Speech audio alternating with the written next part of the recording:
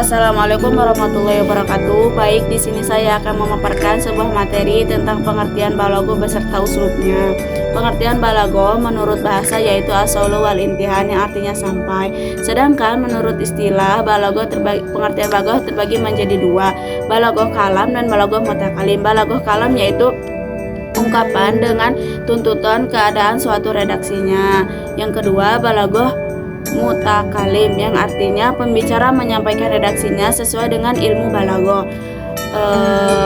Ilmu balagoh adalah qawaidul uslub, yaitu suatu aturan gaya bahasa dengan suatu aturan-aturan dengan gaya bahasa. Unsur bahasa terbagi menjadi tiga, yaitu as-sautu, dilalah, dan qawaid. Bunyi, makna, dan aturan-aturan gaya bahasa. Kaidah balagoh terbagi menjadi tiga, yaitu qawaidul uslub, yaitu cara penyusunan gaya bahasa, qawaidul tanzim, yaitu penyusunan suatu kalimat, dan qawaidul tanbih, yaitu suatu penyusunan kata. Dan di sini juga yaitu uslub. Uslub yaitu metode yang dipilih pembicara, penulis dalam menyusun redaksinya untuk mengungkapkan suatu tujuan dan makna. Uslub atau gaya bahasa yang merupakan cara mengungkapkan suatu pikiran yang melalui bahasa secara khas. Uslub ini dapat mencapai sasaran atau kalimat yang dikehendaki untuk menyetujui jiwa pendengarnya. Uslub di sini terbagi menjadi tiga, yaitu uslub adabi, ilmiah, dan hitobi. Yang pertama, uslub ilmiah. Uslub ilmiah merupakan uslub yang paling mendasar dan paling banyak membutuhkan logika, karena uslub ini berhadapan dengan akal dan dengan pikiran. Uslub ini harus jelas faktor, kekuatan dan keindahannya, harus memperhatikan pemilihan kata yang jelas. Contohnya di dalam surah Al-Baqarah ayat 21. Yang kedua yaitu uslub adabi. Uslub adabi yaitu salah satu uslub yang sifatnya khas yang paling dominan. Contohnya surah Hud ayat 44. Yang ketiga yaitu uslub hitobi, yaitu dimana uslub hitobi ini adalah suatu ketegasan makna dan suatu redaksi pengulangan kata atau kalimat tertentu. Kekuatan yang dimana argumentasinya ini dan dimana suatu argumentasinya dan kekuatannya kuat dalam pemikirannya yang terdapat. Contohnya adalah dalam surah An-Nisa ayat 11. Mungkin cukup sekian penjelasan dari saya. Sekian, wassalamualaikum warahmatullahi wabarakatuh. Dari yang telah kita ketahui tentang ilmu balagoh, di samping ilmu balagoh ada cabang-cabangnya, yaitu yang pertama itu ilmu ma'ani, di mana ilmu ma'ani ini merupakan cabang untuk mengetahui kaidah-kaidah dalam pembicaraan bahasa Arab. Dapat kita ketahui pengertian dari ilmu ma'ani tersebut, yaitu usulun wa qawaidun yurafu biha ahwalul kalamil arabiyati allati yakunu muqabiqan li muqtadal hali, yaitu suatu ilmu atau dasar-dasarnya, asas-asasnya, usulnya ataupun qawaidnya itu, kaidah-kaidahnya itu untuk mengetahui dari pembicaraan bahasa Arab. Dan pembicaraan bahasa Arab itu dapat kita ketahui dengan sesuai dengan kondisi maupun situasi dari pembicaraan tersebut. Nah, misalnya kita berada di suatu tempat atau di suatu individu maupun kelompok, di mana kita harus bisa menyesuaikan dengan audiens atau pendengar ketika kita berbicara. Jadi ketika berbicara kita harus bisa menentukan audiensnya itu mau sendiri, mau berdua, ataupun berjamaah atau banyakan gitu. Nah, jadi kita itu harus bisa menyesuaikan pembicaraan kita mengenai apa yang akan kita sampaikan dengan sesuai dengan audiensnya atau para pendengarnya. Adapun yang kedua, kita harus menentukan topiknya terlebih dahulu. Kalau kita sebelumnya tidak mengetahui topiknya, mana mau mengerti para audiens dalam pembicaraan kita. Jadi sebelum kita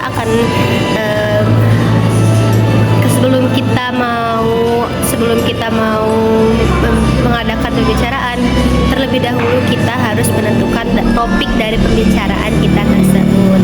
Itu mungkin sedikit dari pengertian ilmu ma'ani yang dapat saya sampaikan. Assalamualaikum warahmatullahi wabarakatuh. Pembagian ilmu ma'ani beserta contohnya. Langsung saja kita mulai. Adapun rincian pembahasannya, yang itu pertama khobar dan insya.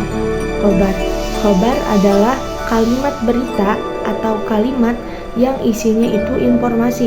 Contohnya seperti abuka maridun, ayahmu sakit. Selanjutnya insya adalah kalimat bukan berita atau kalimat yang isinya bukan berita. Contoh terbagi di dalam dua bagian, yaitu pertama insya tolabi dan kedua insya goyer tolabi. Insya tolabi, insya yang isinya tuntutan. Contohnya seperti amar, seperti kalimat perintah. Ikro, bacalah. Selanjutnya nahi, kalimat larangan. La yadrib, jangan memukul. Dan istifham yaitu kalimat tanya. Nida yaitu kalimat panggil. Dan tamanni yaitu angan-angan. Contohnya seperti seseorang yang tua mengharapkan dirinya kembali muda. Itu hanyalah tamanni, yaitu angan-angan yang tidak akan terulang kembali. Di dalam syairan dijelaskan ala laita syababa ya'udu yauman fa ukhbirahu bima fa'al musyidi. Itulah syairan yang menjelaskan tentang angan-angan. Selanjutnya insya ghair talabi. Insya ghair talabi yang isinya bukan tuntutan. Contohnya seperti takjub, yaitu ungkapan yang kagum, mengagumi sesuatu. Selanjutnya yang kedua qosor adalah ungkapan yang isinya adalah penghususan. Contohnya innama ana thalibun, aku hanyalah seorang pelajar. Aku hanyalah seorang pelajar. Makna tersebut mengandung arti penghususan. Nah, selanjutnya 3 fasol dan wasol. Fasol adalah kondisi yang mana ada dua kalimat yang tidak disambungkan dengan wawu atap, yaitu dan. Contohnya ana khalidun anta, ana zaidun anta khalidun, saya Zaid dan kamu Khalid. Nah, itu adalah contoh. Selanjutnya wasol adalah kondisi yang mana ada dua kalimat yang disambungkan dengan wawu atap, yaitu dan. Contohnya ana zaidun wa anta khalidun, saya Zaid dan kamu Khalid. Selanjutnya itu nomor 4 ijaz, itnab dan musyawat. Ijaz adalah ungkapan yang singkat, sedangkan itnab yaitu ungkapan yang panjang, dan musyawat yaitu ungkapan yang sedang, yaitu standar pertengahan. Contohnya ketika ada pertanyaan mahaza, maka jawabannya bisa bervariasi, bisa ijaz, bisa itnab, bisa musyawat. Contoh yang ijaz yaitu kolamun, ini pulpen. Yang itnab yaitu haza kolamun jadidun, haza dan ini kolamun, itu kolam jadidun yang baru. Contoh yang musyawat yaitu haza kolamun, haza dan ini kolamun yaitu pulpen.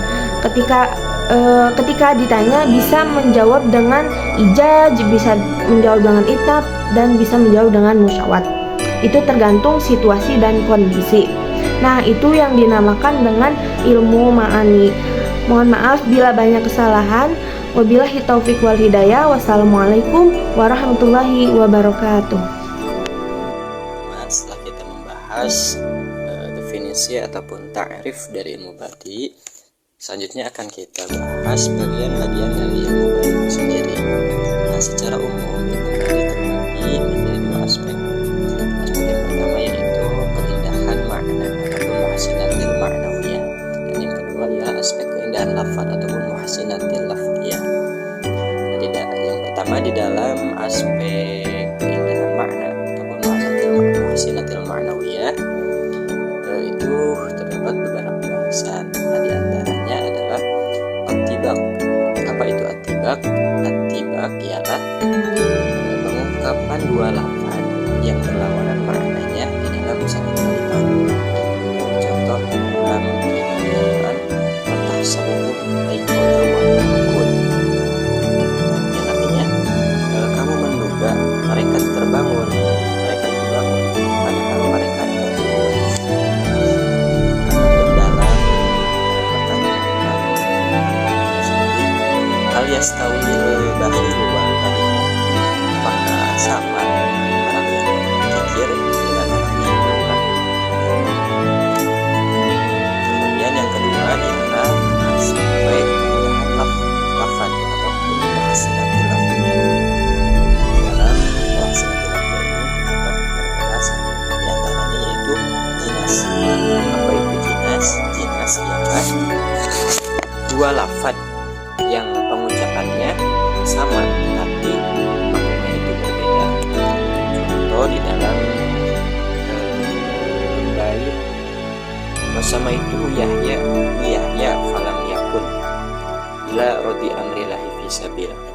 Nah, itu terdapat kalimat yang sama, pengucapannya sama namun dalam segi makna itu berbeda, yaitu Yahya yang pertama berbentuk isim dan Yahya yang kedua berbentuk fi'il mudhari. Ataupun di dalam ayat Quran, kutipan ayat Al-Quran surah ayat 55, wa yawma taqumus sa'atu yaqsimul mujrimuna ma labisu ghayra sa'ah kadzalika kanu yufakun. Nah, itu terdapat dua kalimat yang sama, yaitu kalimat sa'ah, namun dalam segi makna tentu berbeda. Sa'ah yang pertama dimaknai hari kiamat dan sa'ah yang kedua dimaknai waktu yang sesaat sebelum sesaat. Jadi kesimpulannya segi perbedaan makna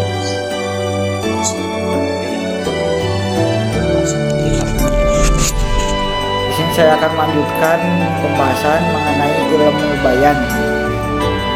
Ilmu bayan salah satu dari 3 fad ilmu dalam ilmu balaghah. Pengertian ilmu bayan yaitu ilmun yu'rafu bihi iradul ma'nal wahidi biturukin mukhtalifatin. Jadi ilmu bayan itu suatu ilmu yang dengan ilmu tersebut bisa diketahui meredaksikan satu makna dengan cara-cara yang berbeda-beda. Jadi ilmu bayan itu suatu ilmu yang dengan ilmu tersebut bisa diketahui peredaksian suatu makna atau penyampaian suatu makna dengan cara yang berbeda-beda. Pembahasan ilmu bayan itu terbagi 3. Pertama ada tasbih, ada majaz, ada kinayah. Tasbih itu penyerupaan. Contohnya seperti Zaidun ka'asadin fisyaja'ah. Zaid itu seperti singa dalam keberaniannya. Itu ada penyerupaan Zaid dengan singa. Kemudian kedua adalah majaz. Majaz itu lafaz yang bermakna kiasan yang mungkin tidak bisa dipahami makna aslinya. Contohnya yaktubu asadun risalatan, menulis singa terhadap suatu surat. Di sana asadun itu majaz. Ketiga kinayah. Kinayah itu lafaz yang bermakna kiasan dan masih bisa dipahami makna aslinya. Contohnya al-mustami'una yukarriruna nadro, para pendengar membolak-balikan pandangannya. Contohnya itu an-nadro. Di sana itu kinayah. Mungkin sekian yang bisa saya sampaikan.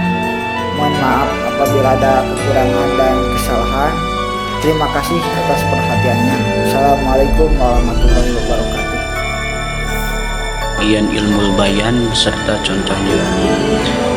Yang pertama saya akan menjelaskan pembagian ilmu bayan. Pembagian ilmu bayan ada 3. Yang pertama at-tashbih, yang kedua al-majad, yang ketiga al-kinayah.